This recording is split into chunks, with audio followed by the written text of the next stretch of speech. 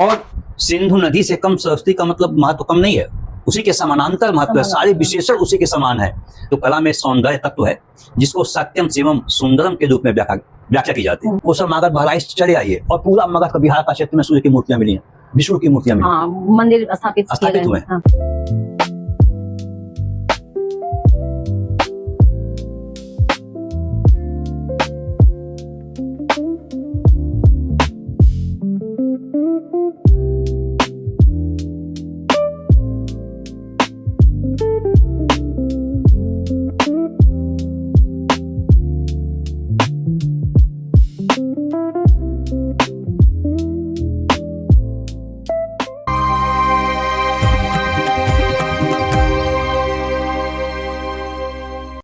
नमस्कार, स्वागत है आपका कला दृष्टि में। आज हमारे साथ गोरखपुर विश्वविद्यालय प्राचीन इतिहास और संस्कृति पुरातत्व विभाग के प्रोफेसर DN दुबे सर हैं, जिन्होंने बहुत सारे शोध किए हैं यहाँ के कौशल क्षेत्र पे। आज हम सर से उसके कलात्मक पक्ष को लेते हुए उसके ऐतिहासिक और धार्मिक महत्व पर चर्चा करेंगे, जो हमारे इतिहास के विद्यार्थियों के साथ साथ कला विद्यार्थियों के लिए भी उपयोगी होगा। तो हम मिलते हैं सर से। नमस्कार सर। नमस्ते, स्वागत है आपका, स्वागत है कला दृष्टि में। बहुत बहुत धन्यवाद आपको। चलिए सर, मैं एक चीज़ जानना चाह रही थी कि जैसे इतिहास और कला इतिहास, अगर इस संदर्भ में आपसे पूछा जाए तो क्या अंतर आपको समझ में आता है, जो कि ये विभाग दो बने हैं? देखिए, इतिहास और कला इतिहास ये कुछ शब्दों का शब्दावली का अंतर सा लगता है। अच्छा। कला इतिहास का मतलब होता है कला का इतिहास, और इतिहास कला का मतलब होता है इतिहास के साथ कला का इतिहास। तो अब दोनों आपस में भाव एक है। शब्दार्थ अलग हो सकते हैं, भाव एक है, और दोनों का मतलब है कि इतिहास और कला का संबंध क्या है, मूल तत्व ये दिखाई पड़ता है। तो ये तो बड़ी अच्छी बात है सर कि आप उसी चीज को जी रहे हैं जो लोगों के लिए अभी एक रहस्य है, क्योंकि बहुत कम लोग जानते हैं। जैसे इतिहास के नाम पे क्या होता है कि मॉडर्न पढ़ लिया, युद्ध कहाँ हुए, कैसे हुए, लेकिन आप उनसे बिल्कुल अलग होके उनके उस पक्ष में जाते हैं जहाँ पे सौंदर्य है। तो आपका अनुभव कैसा रहा इस क्षेत्र में? देखिए, बहुत अच्छा अनुभव है। इसलिए अच्छा अनुभव है क्योंकि अभी आपने जो कौशल क्षेत्र की बात कही, कौशल और मगध क्षेत्र धार्मिक, सांस्कृतिक और कला की दृष्टि से बहुत ही भरा हुआ क्षेत्र है, बहुत ही समृद्धि युक्त क्षेत्र है। उसका कारण ये है कि इसीलिए इस क्षेत्र को कुछ लोगों ने कौशल मगध क्षेत्र का, कौशल मगध क्षेत्र कहा। अच्छा, तो इसका क्या अर्थ निकलता? मतलब इसका तात्पर्य ये है कि जो कौशल यानी वर्तमान में जो अवध फैजाबाद मंडल एरिया है, उसके वहां से लेकर, और मगध का मतलब होता है मगध, भागलपुर मुंगेर तक का क्षेत्र। अच्छा। ये सांस्कृतिक और धार्मिक और कलात्मक तीनों ही दृष्टियों से महत्वपूर्ण रहा है। तो ये जो मगध साम्राज्य था, क्या ये उसी से ताल्लुक रखता है? ताल्लुक तो इसलिए रखता है कि मगध के अधीन ये सारे क्षेत्र आ गए थे कालांतर में। तो इसीलिए मगध का इतिहास जब स्टार्ट हो पढ़ते थे हम लोग, तो हम लोग भारत का इतिहास पढ़ते थे, प्राचीन भारत, क्योंकि मगध ही केंद्र बिंदु था जहां से शासन सत्ता चलती थी। लेकिन इसकी अगर मूल अवधारणाओं को देखें आप, तो जो कौशल का क्षेत्र जानते हैं, आज भी राम मंदिर का निर्माण हुआ है 500 वर्ष बाद अयोध्या में, वही क्षेत्र है। और मगध का क्षेत्र मुंगेर, भागलपुर के जो क्षेत्र हैं वहां तक, यह इसलिए महत्वपूर्ण है क्योंकि यह क्षेत्र सांस्कृतिक दृष्टि से और धार्मिक दृष्टि से सर्वाधिक उल्लेखनीय है, क्योंकि यहाँ पर दोनों परंपराएं सामान्यतः माना जाता है कि एक वैदिक धारा है, दूसरी अवैदिक धारा लोग कहते हैं, वैदिक और अवैदिक। अच्छा। जो वैदिक है यह मुख्य रूप से ऋग्वेद, उपनिषद के बाद जो ब्राह्मण हैं, आदर्यक हैं या अन्य कर्मकांड से जुड़ी परंपरा है, इसका प्रस्फुटन होता है, उसका अस्तित्व दिखाई पड़ता है। और जिसको लोगों ने अवैदिक धारा कहा, उसको समझने के लिए जो स्पेशल शब्द है वो होता है समर ट्रेडिशन, समर परंपरा। श्रमण। समर अच्छा। वो इसलिए है क्योंकि वही धारा, उसका जो मूल मतलब हम सामान्य जनता या सामान्य लोग दो धर्मों की चर्चा करते हैं, एक बौद्ध धर्म की और दूसरा जैन धर्म की, जो ईश्वर की सत्ता में विश्वास नहीं करता है, कर्मकांड का विरोध करता है, वेदों में विश्वास नहीं हाँ, और जो वैदिक धारा है वो कर्मकांड परक मानते हैं। दो बिंदु हम इसमें कहना चाहेंगे, दो महत्वपूर्ण पॉइंट हैं। एक तो ये कि जो वेदों की धारा है उसमें दोनों धारा है।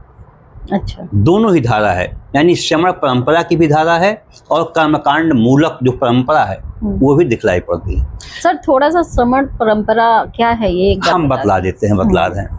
देखिए, श्रमण परंपरा का मतलब ये है, या श्रमण विचारधारा का मतलब ये है कि जो भौतिक सुख, इच्छाएं, वासनाएं, कामनाएं हैं, यानी जो प्रेयस है, जो सांसारिक है, उसका विरक्ति, अच्छा, उसका त्याग करना।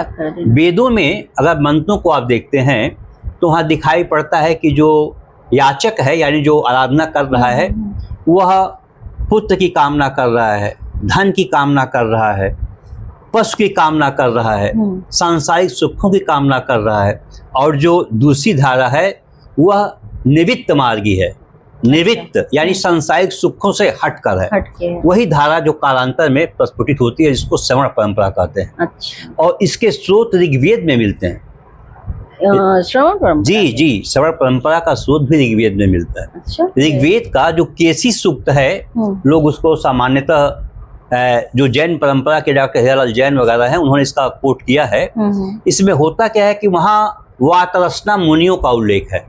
वातरसना मुनियों का उल्लेख। मुनि, ये जो मुनि हैं ये योग परंपरा के हैं, और ये जो मुनि हैं कहते हैं कि अपने शरीर पर मल धारण करते हैं, यानी भभूत लगाते हैं, और ये योग साधना से युक्त हैं, और ये आकाश में गमन कर जाते हैं। जो ये प्रवृत्ति है वह निवृत्त मार्गी प्रवृत्ति है, और जो प्रवृत्ति मार्गी प्रवृत्ति जिसको कहते हैं, वह प्रवृत्ति मार्गी का मतलब है सांसारिक सुखों के प्रति आसक्त। अच्छा। और जो श्रमण धारा है वो सांसारिक सुखों के प्रति उसकी आसक्ति नहीं है। अच्छा। उसका त्याग है। और ये दोनों जो केंद्र बिंदु है वो वेद ही है, वेदों से ही उद्भूत है, यानी दोनों आर्यों की धारा है, मेरे कहने का ये मतलब है। अच्छा। जो अभी तक परंपरा थी कि दोनों अलग अलग धारा है, एक आर्यों की है, एक अनार्यों की है, ऐसा नहीं है। दोनों आर्यों की ही धारा है, आर्यों की धारा है। और सबसे महत्वपूर्ण बात यह है कि जो कौशल और मगध का क्षेत्र है, यहाँ जो नाना 6वीं शताब्दी ईसा पूर्व 6th सेंचुरी BC में भी यहाँ साहित्य में 63 निकायों का उल्लेख मिलता है। ये जो निकाय हैं ये दार्शनिक पक्ष से संबंधित है, वैचारिक हैं। 63 यानी कि भिन्न भिन्न फिलॉसफी या स्कूल आप कह लीजिए। विचारों की मतलब धारा थी अलग अलग। इसमें कुछ ईश्वरवादी हैं, कुछ अनिश्वरवादी हैं, कुछ प्रकृतिवादी हैं, कुछ उच्छेदवादी हैं, और लोगों के नाम मिलते हैं, जैसे अजित केश कंबल, पगुत कच्चायन, नाथ पुत्र का उल्लेख मिलता है। ऐसे ऋषियों के नाम मिलते हैं। इनका एक स्कूल था, यानी इनके फॉलोअर थे। मैं क्यों कह रहा हूँ कि कौशल मगध क्षेत्र कला और संस्कृति की दृष्टि से महत्वपूर्ण है, क्योंकि यह क्षेत्र पुरातात्विक प्रमाणों से भी प्रमाणित है कि यहाँ पर अन्न की कमी नहीं थी। अच्छा, भंडार अनाज की कमी नहीं थी। आप कहें कैसे, तो आप देखें झूसी में भी 7 चावल के अवशेष मिले, जो प्राचीन माने झूसी इलाहाबाद। हाँ। इसी तरह गोरखपुर के बगल में संत कबीर नगर है, लहुरा देवा, नवपाषाण काल के समय से वहाँ चावल के अवशेष मिल रहे हैं। आपका सोहगौड़ा और इलाम के पास है, जिसका उत्खनन हमारे विभाग ने ही कराया था। गोरखपुर विश्वविद्यालय के प्राचीन इतिहास विभाग के द्वारा किया गया था। इसकी रिपोर्ट जिस स्तर से आनी चाहिए, जिस तरह से खुलनी चाहिए, प्रकाशित होनी चाहिए, संयोग से नहीं हो पाई। वहां भी चावल के अवशेष मिले हैं, और दोनों अवशेष हैं वन या अच्छा, जंगली चावल भी थे। इसका मतलब है कि यह क्षेत्र नवपाषाण काल से लेकर ही आगे कालांतर में क्रमशः अन्न के अभाव में यहाँ कोई अन्न की कमी नहीं थी, ये कह लीजिए। अच्छा, यही कारण था कि यही कारण था हाँ। कि यहाँ पर इतने वैचारिक संप्रदाय डेवलप किए, वाह। क्योंकि अगर आदमी का पेट ही नहीं भरेगा तो वैचारिक सोच डेवलपमेंट की बात आप नहीं कर सकते। नहीं हो सकती। ये आर्कियोलॉजिकल एविडेंसेज हैं। दूसरी ओर अथर्ववेद की परंपरा है। अथर्ववेद, हर लोग मानते हैं कि अथर्ववेद में कुछ ऐसी विचारधाराएं हैं जिनके स्रोत ऋग्वेद से प्राचीन है। अच्छा, ऋग्वेद पुराना है फिर भी जो ट्रेडिशन आ रही है, जैसे उसमें टोटम की परंपरा है, आदिवासियों में जो आज भी दिखाई पड़ती है। इसी तरह यज्ञ में ब्रह्म का कॉन्सेप्ट है, ये जाता है। और अन्य सबसे रोचक बात है कि इसमें ब्रीही कल्चर, कुछ इतिहासकारों ने उसको ब्रीही कल्चर कहा, और doctor G.R.. Sharma Allahabad university के थे, उन्होंने उनकी अपनी बुक में 1970 में दिल्ली से पब्लिश हुई थी, बड़ा अच्छा विवेचन किया है इस संदर्भ में। और उन्होंने भी इसको अथर्वीय या अथर्वेदीय कल्चर के रूप में देखने का प्रयास का, अथर्वेदीय परंपरा ही कहा है। और ये भी आर्यों की ही परंपरा है, यानी ये भी क्षेत्र आर्यों की ही धारा का है। जो लोग कहते कि नहीं इसमें बहुत सारे अनार्य के पुट हैं, लेकिन ये पूरी धारा आर्यों की आ रही है जो यहाँ चल रहा है। अंतर क्या है? अंतर यह है कि जो बाद में जैन परंपरा में, ब्राह्मण परंपरा में और बौद्ध परंपरा में या अन्य ग्रंथों में ब्राह्मण, माहड़, महत्तर, महड़, जो शब्द मिलते हैं, मुनि, ब्रात्य, इनके अर्थ अलग अलग हैं। तो ये उपनाम थे? ये उपनाम नहीं कह सकते। ये अलग अलग, जैसे कि जो ब्राह्मण बौद्ध ग्रंथों में उल्लिखित हैं, वे वैदिक ब्राह्मण नहीं है, वो कर्मकांडी ब्राह्मण नहीं है। अच्छा, उन्हें ब्राह्मण कहा गया है, लेकिन उनकी परंपरा दूसरी है, वो बौद्धों से जुड़ी हुई परंपरा से है, जैनियों से जुड़ी भिन्न भिन्न धारा है ब्राह्मणों की, इसीलिए उनके भिन्न भिन्न नाम मिलते हैं। इसीलिए मुनि, यति, ब्रात्य ये भी मिलते हैं कि अलग अलग ट्रेडिशन है। और कुछ लोगों ने इसको समझा नहीं और इसको कह दिया कि नहीं ये विदेशी है या आर्यों की परंपरा नहीं है। उल्लेख तो यही आता है, ये आर्यों की परंपरा नहीं है और आर्य बाहर से आए, ऐसा नहीं है। रूट वही है, सिर्फ उसकी व्याख्या नहीं हो पाई। अब एक नया दृष्टिकोण भी आ रहा है, मतलब इसमें शोध हो रहे हैं, अभी शोध हो रहे हैं। और शोध ये हो रहा है कि जो ऋग्वेद में जो सूक्त है जिसमें सप्त संध्यों का उल्लेख आता है, उसके किनारे लिखा गया, वहाँ सरस्वती का भी महत्व प्रतिपादित है। अच्छा, और सिंधु नदी से कम सरस्वती का मतलब महत्व कम नहीं है, उसी के समानांतर महत्व है, सारे विशेषण उसी के समान है। और डॉक्टर एस.पी. गुप्ता और हमारे यहाँ के प्रोफेसर शिवाजी सिंह थे, डॉक्टर भगवान सिंह हैं, इन लोगों की पुस्तक पढ़िए और देखिए, ये बताते हैं कि कैसे वैदिक धारा हड़प्पा कल्चर को जोड़ती है और आगे चल के वह निरंतर कंटिन्यूअस लोक जीवन में समाहित है। बहुत सारे शब्द हैं वेदों के जो लोक परंपरा में मिल जाते हैं। अच्छा, तो कला इसी से प्रभावित हुई है? नहीं, हम बता रहे हैं। तो जो ये चीजें चलती रही, तो ये विभिन्न धार्मिक संप्रदाय रहे, विचार रहे। अब जानते हैं कि कला का धर्म से बहुत जुड़ाव है, गहरा संबंध है, भावात्मक लगाव है। और कहीं न कहीं जो कला में सौंदर्य तत्व है, जिसको सत्यम शिवम सुंदरम के रूप में व्याख्या की जाती है। रोचक बात यह है कि सत्य क्या है, शिव क्या है, सुंदर क्या है, इसकी व्याख्या अलग अलग हो सकती है। लेकिन इसका संक्षेप में कहना है कि जो व्यक्ति को, समाज को, समूह को प्रिय होता है, वही सत्य होता है, वही शिव होता है, वही सुंदर होता है। दार्शनिक व्याख्या अलग हो सकती है, लेकिन चूंकि हम लोग सामान्य आदमी हैं, सामान्य जन के लिए जो प्रिय है वही उसका सुंदर है, वही उसका शुभ है, वही वो चाहता है। और सामान्य आदमी क्या चाहता है? सामान्य आदमी चाहता है सुख, और खासकर जो सुख का कॉन्सेप्ट लौकिक और अलौकिक है, तो अलौकिक के प्रति तो उसका दृष्टिकोण कम रहता है, क्योंकि वो उसे मिलेगा नहीं मिलेगा, पारलौकिक निश्चित नहीं है। लेकिन जो लौकिक सुख है वो उसे दिखाई पड़ता है और उसकी आकांक्षा करता है, आकांक्षा करता है, मतलब भौतिक जीवन में वो रहते हुए उसकी आकांक्षा करता है, बिना उसके रह ही नहीं पाएगा। तो अब देखें, ये तो उसके भाव आते हैं, और यही कॉन्सेप्ट है जो ऋग्वेद के मंत्रों में देवताओं के प्रति स्तुति की गई। चाहे जिस भी देवता की स्तुति हो, मूर्ति तो नहीं मिलती उस कालखंड की, लेकिन स्तुति मिलती है। और रोचक बात है कि देवायतन का उल्लेख मिल, देवायतन, देवायतन यानी देवायतन देवता के रहने का घर किस रूप में था हम नहीं कह सकते हैं, लेकिन ये पदावली मिलती है वैदिक ग्रंथों में, देवायतन यानी देव का घर था। और रोचक बात है, अभी अब तो हम लोग घर बनवा लिए, पूजा घर बनवाते हैं, हम लोग गांव के हैं, हमारे गांव के घर में भी एक देवता का घर होता था, गांव के घर में भी, और ये परंपरा पूरे इस क्षेत्र में थी, सबके घर में एक देवता का घर होता था। बहुत अच्छी बात है। और ये हमारी भारतीय प्राचीन परंपरा में देखा जाए तो आज जो मंदिर बड़े बड़े बने जी हैं, जी, उसका मूल, हाँ, मूल वहीं से चल रहा है। अब देखिए, व्यक्ति आकृष्ट हुआ तो अलग अलग संप्रदाय, अलग अलग मान्यताएं आती चली गई। कोई विष्णु है, कोई शिव है, कोई शक्ति दुर्गा है, कोई अन्य देवता की उपासना कर रहा है। अब जो हम मंत्रों की बात करते हैं तो उससे लगता है कि जो देव तत्व है और जो मनुष्य है उसमें दो ही अंतर है। अभी हम मूर्ति कला की बात करते हैं, दो ही अंतर वहां दिखाई पड़ रहा है। जो देवता है वह इसलिए देवता है क्योंकि वह मरणशील नहीं है।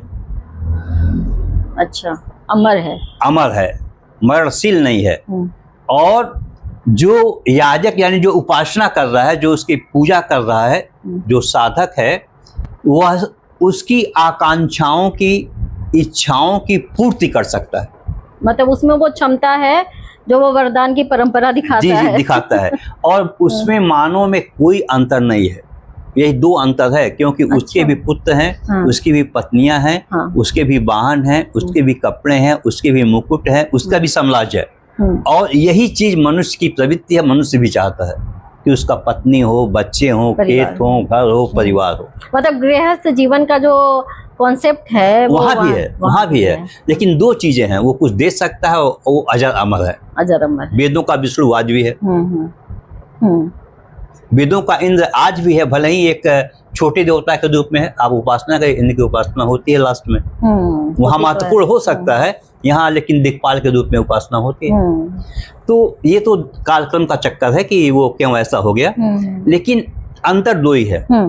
हमें जहाँ तक लगा इसके अतिरिक्त कोई अंतर नहीं दिखाई पड़ता। अच्छा, मतलब आपका अपना जो सोच रहा है वो ये चरितार्थ करता है या ये प्रकट करता है कि इंद्र को उस समय ज्यादा वो तो था ही, वो तो मतलब नहीं, मैं बता रहा हूँ अंतर, देव और मनुष्य में अंतर यही दिखाई पड़ता है। अब देखें, धीरे धीरे यही चीजें जो आज बलवती हुई, आप देख रहे हैं कि कुषाण काल तक आते आते सिक्कों पर देवताओं का अंकन मिल रहा है। और माना जा रहा है कि अभी तक जो इतिहासकार मानते हैं कि गुप्त काल में मंदिर बनने स्टार्ट हो गए। और हाँ, पढ़ाया तो यही जाता है, मतलब अभी तक यही, चाहे पर्सी ब्राउन हो, चाहे अन्य जो भी आगे के हिस्टोरियन संभाल गुप्त काल। लेकिन अभी बता दें कि जब देवताओं की मूर्ति कुषाण काल में बनना स्टार्ट हो गई, देखिए विचारणीय प्रश्न ये है, जब देवताओं की मूर्ति, चाहे दुर्गा की मूर्ति भी मिलती है, अन्य मूर्तियां भी मिलती हैं शायद, तो उनका स्थान तो होगा। अगर मूर्ति बन रही है तो उनको कहीं न कहीं स्थापित किया जाता रहा होगा। यानी एक देवायतन का ट्रेंड उस कालखंड में तो प्रमाणित करता है कि रहा होगा। जैसे वेदों में तो हम शब्दों की बात कर रहे हैं, पदार्थ है नहीं, मटेरियल है नहीं, लेकिन हम शब्दों के आधार पर उनके अस्तित्व की बात कर रहे हैं। लेकिन यहाँ तो इनका अंकन मिल रहा है, इनकी मूर्तियां मिल रही हैं, तो मूर्ति बना के अब बाहर तो छोड़ नहीं देंगे। तो कोई न कोई उनका घर, मंदिर या प्लेस, जो भी आप कहना, मतलब स्थापित करने के लिए कोई जगह तो निर्धारित की गई है। अभी सचान कोट में आज के करीब, हमें लगता है कि ये रिपोर्ट अभी आई नहीं है, doctor DP Tiwari Lucknow university में थे, प्रोफेसर हेड थे, रिटायर्ड हो गए हैं, वाइस चांसलर भी हो रहे। उन्होंने सचान कोट में उत्खनन किया। सचान कोट कानपुर, गंगा, उन्नाव के आसपास कहीं है सचान कोट। उनके उत्खनन रिपोर्ट में 3 बातें बहुत महत्वपूर्ण हैं। पहली बात, उन्होंने जिस टीले को खोदा सोचा ये स्तूप है। अच्छा, स्तूप मान के खुदाई करना स्टार्ट किया, लेकिन जब वो नीचे आए तो उनको मंदिर के अवशेष मिले। इंटरेस्टिंग है, मंदिर के अवशेष मिले। और वो अवशेष कुषाण काल यानी कुषाण काल में शिव मंदिर के अवशेष मिले। 3 मंदिरों के अवशेष मैंने बताया, तीनों में जो लास्ट ईंटें का नीचे तो हम नहीं जा पाए, लेकिन कुषाण काल की ईंटें थी। और एक मंदिर तो ऐसा मिला जिसमें चारों ओर से दरवाजा था। अच्छा, पूर्व पश्चिम उत्तर दक्षिण, मतलब बहुत सोच समझ के ये बनाया गया होगा उस समय। इसलिए ये दरवाजा तुलनीय क्यों है, क्योंकि इसी कालखंड में आगे आप देख रहे हैं स्तूप जो है, स्तूप के सामने तोरण बन रहे हैं, हाँ, 4 चार हैं। तोरण, यहाँ भी 4 दरवाजे हैं। और इसमें लोक परंपराएं भी जुड़ती गई, इसीलिए जो स्तूपों के 4 इंट्रेंस या तोरण या प्रवेश द्वार हैं, वहां पर 4 यक्षों की परिकल्पना कर दी गई, क्योंकि एक यक्ष उसका रक्षक है द्वारपाल, और वह जो यक्ष है ये देखिए लोक धारा की है। लोक धारा मतलब सामान्य जनता, लोक कला में भी उसकी मूर्तियां मिल रही हैं। हाँ, मिल रही और हैं, इसकी एंटिक्विटी ऋग्वेद तक जा रही है। अच्छा, ऋग्वेद में यक्ष सदन का उल्लेख है। यक्ष सदन यानी यक्ष का घर था।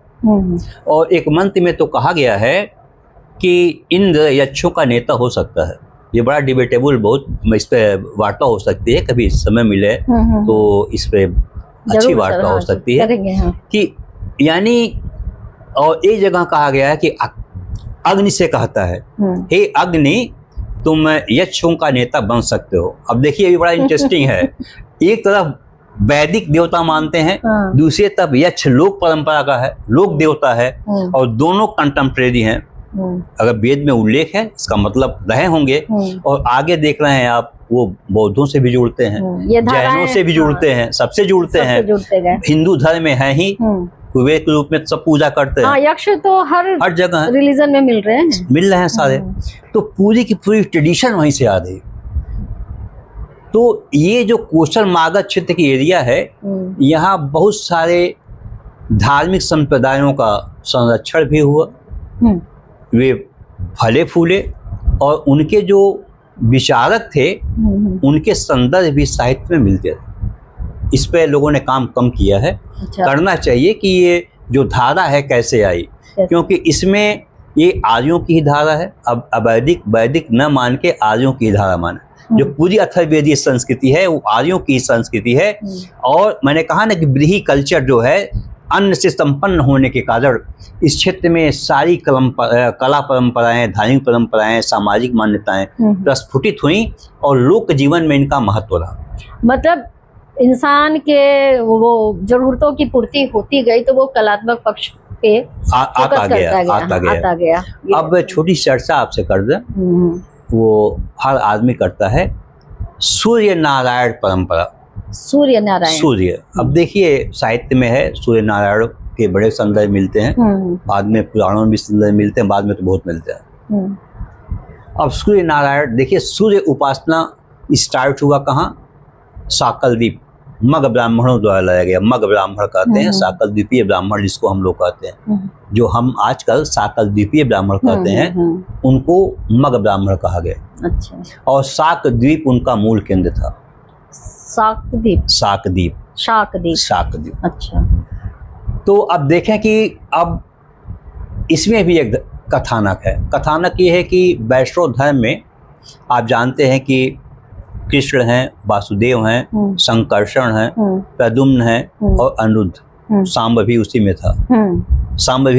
हाँ, मतलब कृष्ण के पास थे पहले। हाँ, फिर बाद में चतुर्व्यूह उच्चार धारा हो गई। अच्छा। और उसमें सांब निकल गया। अच्छा। पहले इन पंचवीर उपासना यानी 5 देवताओं की उपासना होती थी एक साथ।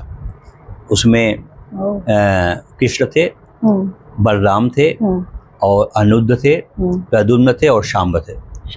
ये 5 एक साथ। और मथुरा के क्षेत्रों में इसके बड़े प्रमाण मिलते हैं और हर जगह होती है। मतलब मूर्तियों के रूप में मिलते हैं। मूर्तियों के रूप में मिलते हैं। अच्छा। और साहित्य में इसको चतुर्व्यूह उपासना कहा गया। चतुर्व्यूह उपासना।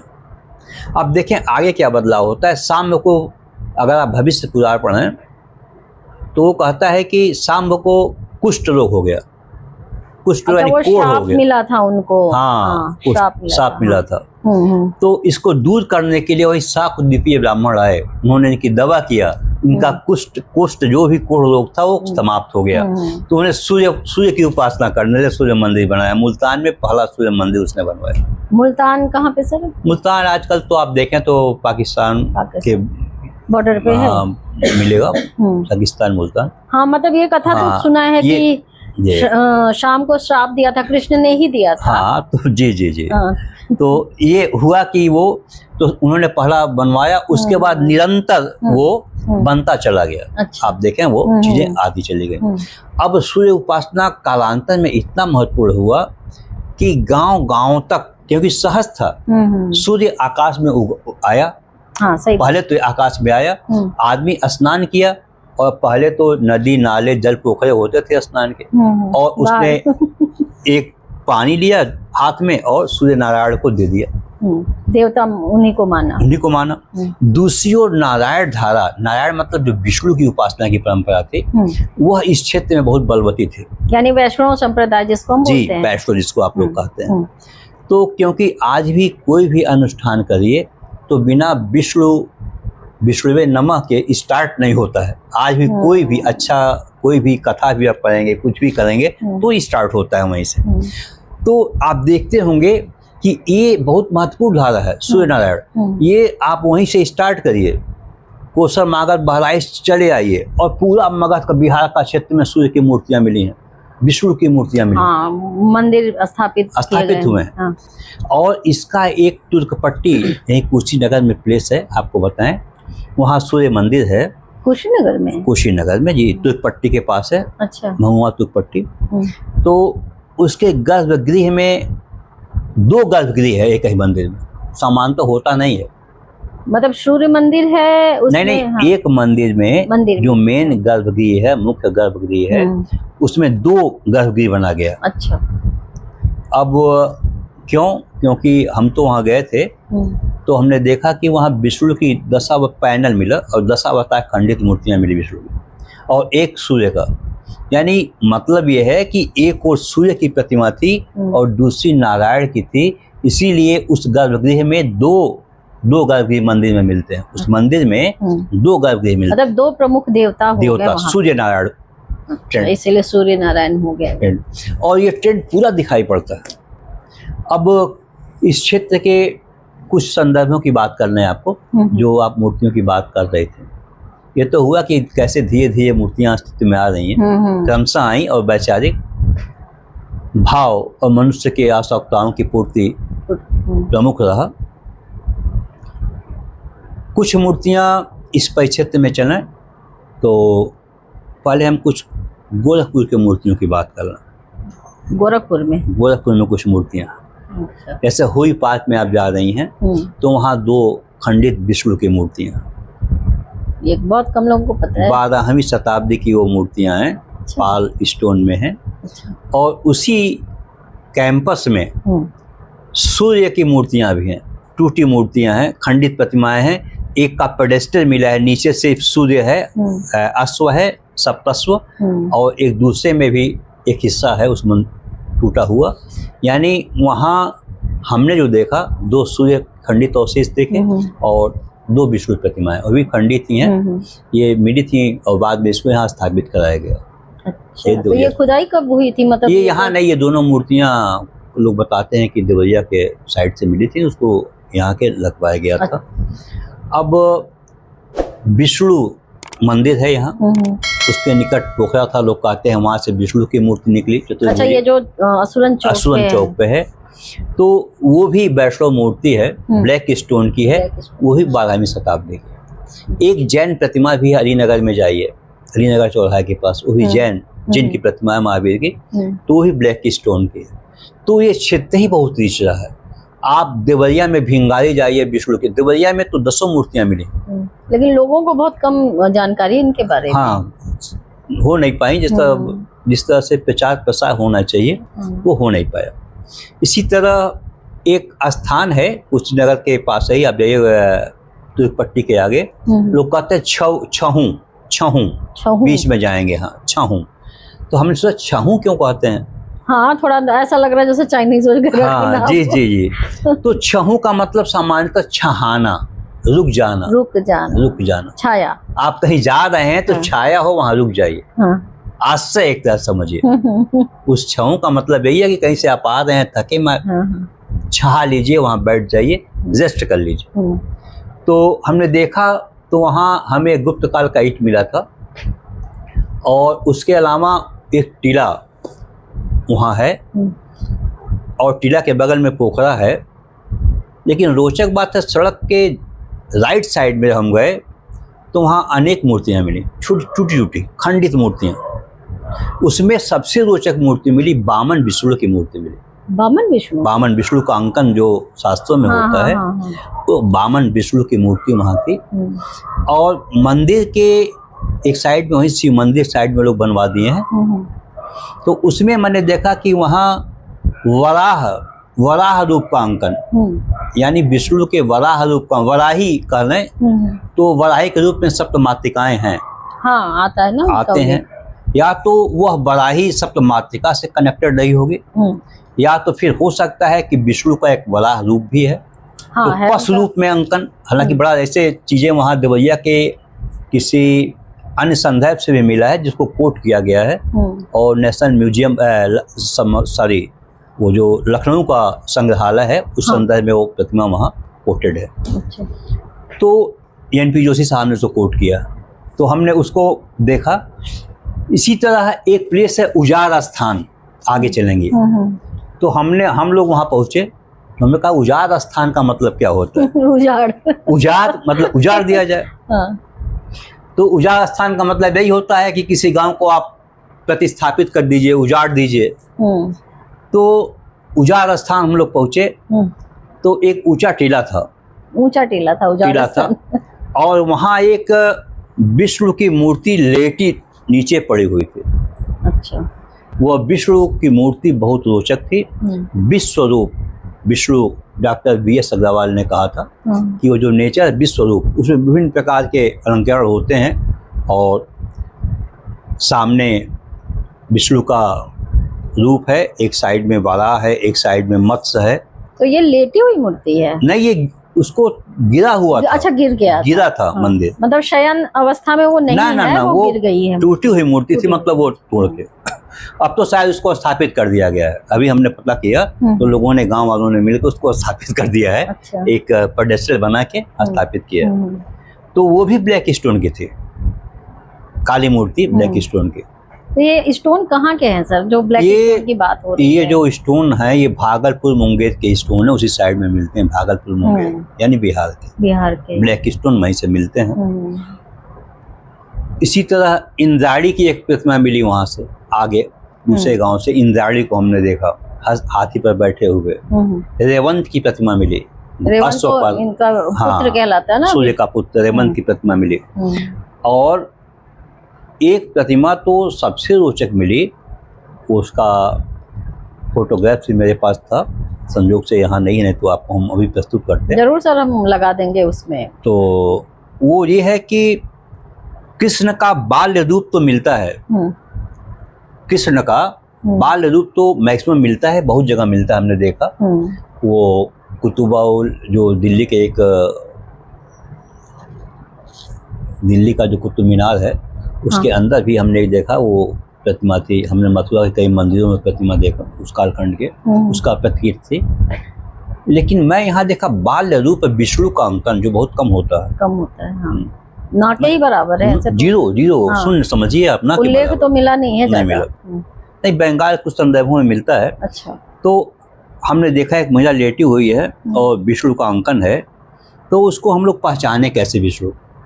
प्रश्न ये था कि भाई कृष्ण का तो अंकन मिलता है और लोगों का मिलता है, विष्णु का कैसे? तो उसके नीचे हमने देखा कि घड़ा होता है, घड़ा, तो पंच निधियां थी। जैसे घड़े के ऊपर जो ढक्कन रखा गया था उस पर पद्म बना था, एक पर शंख बना था, एक पर चक्र बना था। पुराणों में जो विष्णु की निधियां हैं, पद्म, शंख, चक्र है ना। हाँ, ये तो वो पद्म निधि है, शंख निधि है, चक्र निधि, मतलब उसमें संख्या है, धन। विष्णु जो है बहुत इलीट देवता है, बहुत संपन्न देवता है। आप देखते होंगे लोग पैर दबाते हैं, उसके किरीट के मुकुट होते हैं, उसका पहनावा बड़ा सुंदर होता है। हाँ, तो इलीट देवता है। तो वो चीजें वहां दिखाई पड़ी, तो इससे आपने मतलब पहचान हुई हम लोगों ने कि ये विष्णु का अंकन है। वो बहुत रियल प्रतिमा थे। और फिर इस तरह की चीजें यहाँ मिलती हैं। अच्छा। बौद्धिज्म का आप जानती हैं, कुशीनगर सेंटर है और यहाँ बहुत सारे भूमि स्पर्श मुद्रा में, अभय मुद्रा में खंडित प्रतिमाएं, स्वस्थ प्रतिमाएं बहुत मिली हैं और कुशीनगर में उनका महापरिनिर्वाण हुआ था। सबसे रोचक बात है जो पावानगर फाजिल नगर के पहचान की बात होती है, आज भी बड़ा विवादित है। डॉक्टर श्याम सुंदर जी थे, वहीं पावानगर फाजिल नगर के थे और उन्होंने बहुत सारी चीज़ें कलेक्ट किया था। उनके कलेक्शन में अभय नहीं, पावा नारा लिखा हुआ एक प्लेट भी मिला था। पावा नारा। अच्छा। पावा नारा, पावा नगरी। पावा नगरी। इसे कुशी नारा जो शब्द मिला उसी से उसका आइडेंटिफिकेशन हुआ, कुशीनगर है। वैसे वो बताते थे कि पावा जो फाजिल नगर बीरभारी का एरिया है वो हो सकता है। अब बीरभारी को लेकर थोड़ी चर्चा करना, बीरभारी का महत्व क्या है। बहुत लंबा चौड़ा टीला है। एक बार एक कॉन्फ्रेंस हुई थी पड़रौना में। पड़रौना ये जो गोरखपुर से लगा हुआ है। प्रोफेसर BS पाठक साहब उस समय जिंदा थे, हम लोग भी गए थे। उन्होंने बीरभारी की व्याख्या की। वीर माने जानते हैं महावीर, जैन तीर्थंकर। आभारी कहा कि बीरभारी का मतलब है कि उन्होंने अगर आके यहाँ पर अपना शरीर छोड़ा, महापरिनिर्वाण लिया, तो यहाँ के लोग उनके आभारी हैं। क्योंकि भाषा वैज्ञानिक थे तो उन्होंने कहा कि ये है कि बीरभारी का ये अर्थ है। अच्छा। यानी वीर यानी महावीर के प्रति हम आभारी हैं कि उन्होंने ये मौका दिया हमको, हम आभार व्यक्त करते हैं। ये उनकी व्याख्या थी। अच्छा। ऐसे ही एक व्याख्या और आपको बताएं, कुशीनगर के संदर्भ में रामाभार स्तूप, आप जाएं, बताते हैं। रामाभार लोकेटेड है। ये रामाभार क्यों?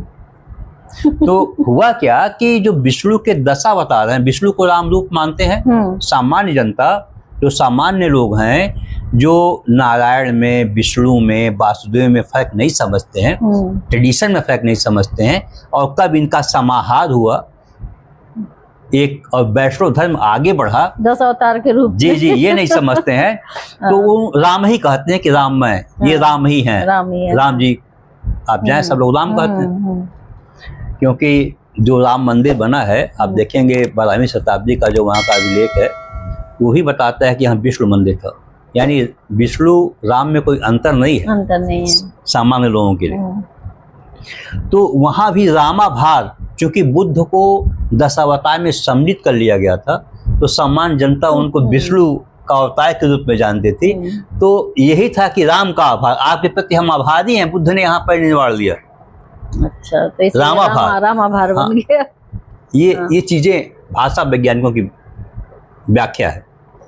तो ये बहुत सारी परंपराएं यहाँ हैं। इसी क्षेत्र में शैव परंपरा है, सूर्य परंपरा दिखाई पड़ रही है, वैष्णव है, शाक्त है, और शिव परंपरा तो इतनी है कि आप देखें तो हर जगह कोई न कोई मुंजेश्वर नाथ, मुक्तेश्वर नाथ, लोकेश्वर नाथ, सारे नाथ यहाँ हैं। मतलब इस क्षेत्र में सभी नाथों के मंदिर ये है। तो ये मूर्तियों के रूप में उनकी स्थापना है, लोग जाते हैं, पूजा करते हैं। लिंग है, मैक्सिमम लिंग जहाँ है लिंग ही है।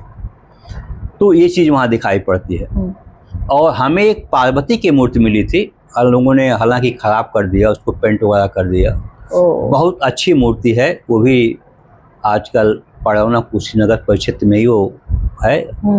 और वह मूर्ति ब्लैक स्टोन की थी, लेकिन रंग दिया लोगों ने, वो खराब हो गई। तो क्यों रंग दिया? अब वहाँ के लोग थे जो समझे हों, उन्होंने उसको रंग दिया। मतलब वो इन चीजों की अहमियत ही नहीं जानते हैं। और वहाँ पर हमको नित्य गणेश की प्रतिमा मिली थी। नृत्य रथ गणेश। हाँ, अच्छा। उसी में है डांसिंग गणेश, जिसको आप लोग कहते हैं, वो है। और पूछ भी है, पुंछ गणेश, जो कभी मिलती है, रियल प्रतिमा है। बहुत रेयर है सर। एक तो नृत्य करते हो, दूसरा पूछ के उसमें पूछ के साथ। अच्छा। ये एक विशेषता थी कि मतलब वो चीज मिली। तो पूछ का क्या यहाँ संदर्भ होगा? अब जैसे कि दो चीजें हैं, एक डांसिंग है, पूछ का तो गणेश के साथ, वो तो उनका अंग है शरीर का ना, अगर हस्त रूप है तो अंग है। तो सामान्यतः पूछ का अंकन लोग उस टाइप नहीं करते हैं, साइड में कर देते हैं, मतलब लेकिन यहाँ पे वो थोड़ा बनाया गया। नीचे वो साइड करके बताया गया है कि ये बताया कुछ गया। और अच्छा, मतलब वो हाथी से जोड़ के। हाँ। महत्वपूर्ण है तब तो ये सब। ये लगता है कि वहाँ की लोकल परंपरा जहाँ रही होगी, लोकल परंपराएं में भी प्रतिमा निर्माण के समय कलाकार जिस स्थान का होता है तो उस स्थान से, उन चीज़ों से, उन परिस्थितियों से प्रभावित होता है। इसीलिए मूर्ति संरचना आप देखेंगे तो कहीं कहीं भिन्नता मिल जाती है। हाँ, मतलब एक ही देवता के है लेकिन वो स्थान विशेष पे निर्भर करता है कि वहाँ का क्या विचारधारा है और किस विचारधारा में उन्होंने मूर्ति निर्माण करी। तो इसलिए कला के सारे आयाम यहाँ मिलते हैं। आप कहोम अभिलेख की चर्चा, कहोम सुना होगा, कहोम एक प्लेस है, आप गुप्त काल के संदर्भ हैं, वहाँ जैन प्रतिमाओं का संदर्भ मिलता है। अच्छा, अहोम में कहोम देवरिया। अच्छा, देवरिया। तो बहुत सारे ऐसे संदर्भ इस क्षेत्र में प्राप्त होते हैं। अच्छा। यहाँ बौद्ध भी रहे हैं, जैन भी रहे हैं, वैष्णव भी रहे हैं, शैव भी रहे हैं, शाक्त भी रहे हैं, और इसीलिए बहुत सारी प्रतिमाएं मिलती हैं। और इसका कारण यही है कि यह क्षेत्र बहुत ही बौद्धिक रूप से संपन्न क्षेत्र था। यहाँ पर अन्न की कमी नहीं थी और यहाँ पर सामाजिक समरसता थी। लोग, हाँ, तभी तो कला पनप पाई ना यहाँ। सामाजिक समरसता थे और आर्थिक रूप से उन्नत क्षेत्र था। अब थोड़ा सा हम एक बात बताएंगे। जरूर। लोगों ने, इतिहासकारों ने इस पर विचार किया, कुछ लोगों ने किया, कुछ लोगों ने नहीं किया, लेकिन आप बताइए कि महापद्म नंद मौर्य काल में मौर्यों का, आप जानते हैं महापद्म नंद बहुत बड़ा शासक। हाँ, नंदवंश, यानी नंदों ने शासन सत्ता स्थापित की। हाँ। आप बताएं, आप इसका कारण क्या था? और ऐसा नंद शासक जो चक्रवर्ती शासक था।